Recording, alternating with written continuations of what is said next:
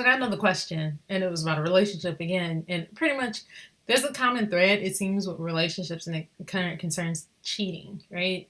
So somebody asked me, it was like they were in a long term relationship. It's been 8 years. They've been with the same person, and he's always cheating on her. And she wants to know how she can get him to understand how much that hurts her. She wants him to be monogamous. She wants him to be faithful to her. And I want to say something positive and uplifting and optimistic, but I'm just gonna be as honest as possible with you. Uh, if you want him, you want non-monogamy. You want you like you've accepted that. You have to decide what you want. You want to be happy. You want him to be faithful, because you ain't gonna get that. You ain't gonna get him faithful, but you can get you happy, and that probably means that you need to do it without him. Or, I mean, let's keep it real. Him cheating on you doesn't bother you that much. You're still with him. That's it. Like, in theory, you like him not to do it, but it's not a deal breaker. So let's just call it. It's not a deal breaker for you. And don't bring it on yourself. Don't own it, and don't make it a life changing event for yourself. Um, it doesn't have to be, oh my God, he's cheating on me. It doesn't have to be that. It can be as simple as you saying, well, obviously it's not a big deal. I've learned something about myself. It's not that big a deal that he's doing that. What else is he doing for me? Normally people who don't respect you enough to try to meet your core needs probably are doing other things that you don't need. Um, so if this person's amazing and this person does everything else that you need him to do, then that's what I said in my other video. I'm like, it wasn't about him cheating. I didn't care. Like, should I have cared? Maybe if I'm somebody else, but honestly, I'm me, so I don't.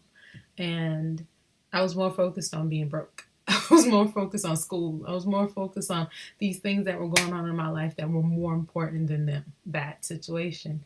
Um, so I wasn't supposed to be okay with it, and that's what I was fighting longer. And like, as when I was younger, I used to fight that in my head. I'm like, Nicole, why don't you care? And I didn't care. I was supposed to care, and so I acted like I was supposed to care, but in the great grand scheme of things, I didn't care. And so I had to stop lying to myself and saying, Nicole, that's not a big deal for you. But the lying was a big deal for me, and that's what I learned about myself. So you need to learn that about yourself. Obviously, there's something about this person, or maybe you're not being honest with yourself, and maybe you don't think you'll find somebody better. And if that's the case, be honest with yourself. Because before you could get past that, you have to acknowledge the thing that scares you most. If I let this dude go who ain't worth nothing, but he's somebody, he's there, you know? Um, I was just reading a story, and it was a blog. And you ever read? So I read the meme first, and I laughed at the meme, and then I read the story, and I was like, "Oh, I shouldn't have laughed." So the meme was like 7 steps of a relationship. I met her. She looks great. She's cute. She's sweet. Oh, she's quirky. No, she's crazy. And she burned down my house. Something like along those lines, right? Which I was like, haha, it's a cute whatever. However, the story said this dude got murdered by the chick. She threw him out. He was paraplegic. She threw him out in the forest, and he died because she left him out there. And then the meme wasn't funny anymore. And the sad part about it is that meme, you knew that meme. And a lot of us know what we got, and yet we're surprised by the results. But you can't be surprised when you know this person's capable of it. After a while, that's the situation with your boyfriend. He's not cheating on you anymore. It's now it's a game. It was cheating when you didn't know about it. Now you know he's capable of it, and now you know he's doing it, and now it's just another day. So you need to just be grown and decide what you want to do about it, and make an internal decision for yourself, and always choose happy. So even if you choose to stay with him, choose happy. I don't care what happy looks like. Maybe happy looks like you need to even the playing field.